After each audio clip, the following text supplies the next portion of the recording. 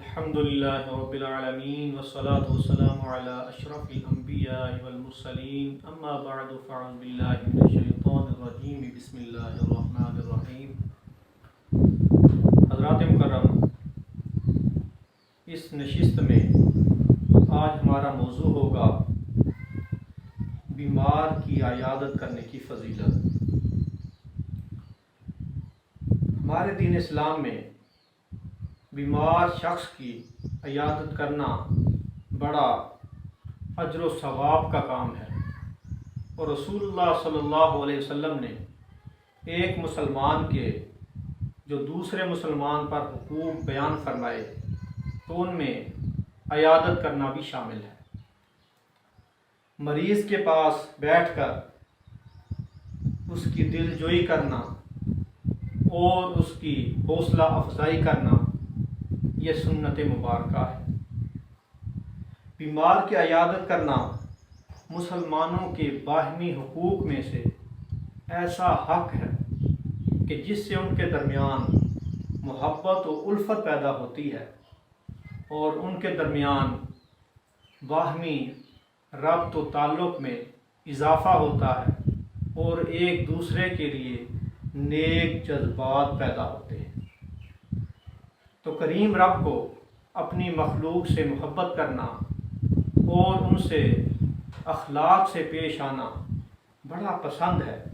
اور اس پر کریم رب بڑا اجر و ثواب عطا فرماتا ہے۔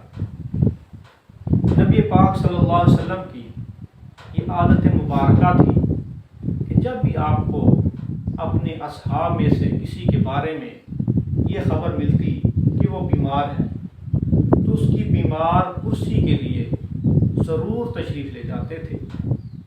اور وہاں پہنچ کر یہ دعا فرماتے تھے، لا بأس طہور انشاءاللہ، کہ کوئی فکر کی بات نہیں، اگر اللہ نے چاہا تو یہ بیماری گناہوں کو دور کرنے والی ہے۔ دین اسلام میں جتنی تاکید اور جتنی فضیلت بیمار کرسی کی بیان کی گئی، تو اس سے زیادہ تاکید اس بات پر بھی کی گئی ہے کہ بیمار کرسی کے وقت ایسا کوئی عمل نہ کیا جائے کہ جس سے مریض کو کسی قسم کی کوئی تکلیف پہنچے۔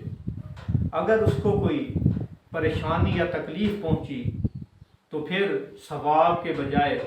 عذاب کا خطرہ ہے۔ تو حدیث پاک میں یہ بھی آیا ہے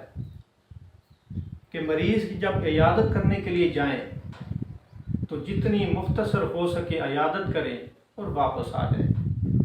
کیونکہ ہو سکتا ہے، دیکھنے میں اکثر یہی آیا ہے، جب زیادہ دیر مریض کے پاس رکیں گے تو ہو سکتا ہے کہ اسے پریشانی ہو یا تکلیف پہنچے۔ ہاں، اگر مریض اس چیز پر راضی ہے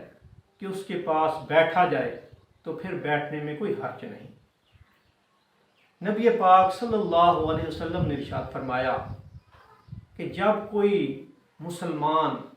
اپنے مسلمان بھائی کی عیادت کے لیے جاتا ہے تو اگر وہ صبح کے وقت جائے تو شام تک فرشتے، جن کی تعداد حدیث پاک میں 70,000 آئی ہے، شام تک اس شخص کے لیے دعائے خیر کرتے رہتے ہیں، اور اگر وہ شام کے وقت جائے تو صبح تک فرشتے اس کے لیے دعا خیر کرتے رہتے ہیں، اور جنت میں اسے ایک باغ عطا کیا جاتا ہے۔ حضرت انس رضی اللہ تعالیٰ عنہ سے روایت ہے، آقا کریم صلی اللہ علیہ وسلم نے ارشاد فرمایا کہ اگر کوئی مسلمان اس بات پر یقین رکھتا ہے کہ کریم رب اسے عیادت کرنے پر اجر و ثواب عطا فرمائے گا تو باوضو ہو کر جب وہ عیادت کرے گا تو اللہ کریم اسے جہنم سے 70 سال کی مسافت کے برابر دوری عطا فرما دے گا۔ اور حضرت ابو بکر صدیق رضی اللہ تعالیٰ عنہ سے حدیث مروی ہے کہ آقا علیہ الصلوۃ والسلام نے ارشاد فرمایا کہ ایک مرتبہ موسیٰ علیہ السلام نے رب کی بارگاہ میں عرض کی کہ یا رب العالمین، اگر کوئی شخص بیمار کی عیادت کرتا ہے تو اس کے لیے کیا اجر و ثواب ہے۔ تو کریم رب کی طرف سے ندا آئی کہ اے موسیٰ، ایسے شخص پر 2 فرشتے مقرر کیے جائیں گے جو اس کی قبر میں روزانہ اس کی مزاج پرسی کیا کریں گے، اس کی عیادت کیا کریں گے یہاں تک کہ قیامت آ جائے۔ پھر دوسری حدیث پاک میں فرمایا کہ جب تم مریض کے پاس جاؤ تو اس سے دعا کروایا کرو، کیونکہ اس کی دعا فرشتوں کی دعا کی طرح ہے کہ جس طرح فرشتوں کی دعا قبول ہوتی ہے تو مریض کی دعا بھی قبول ہوتی ہے۔ ایک اور حدیث پاک میں ارشاد فرمایا کہ جب کوئی مسلمان اپنے مسلمان بھائی کی عیادت کے لیے یا اس سے ملاقات کرنے کے لیے جاتا ہے تو ایک فرشتہ پکار کر کہتا ہے اے شخص تو برکت والا ہے، تیرا چلنا بابرکت ہے اور تو نے جنت میں اپنا ٹھکانہ بنا لیا۔ تو کریم رب سے دعا ہے کہ اللہ کریم ہمیں سنت مبارکہ کے مطابق عیادت کرنے کی توفیق عطا فرمائے۔ وما علیہ الا البلاغ المبین۔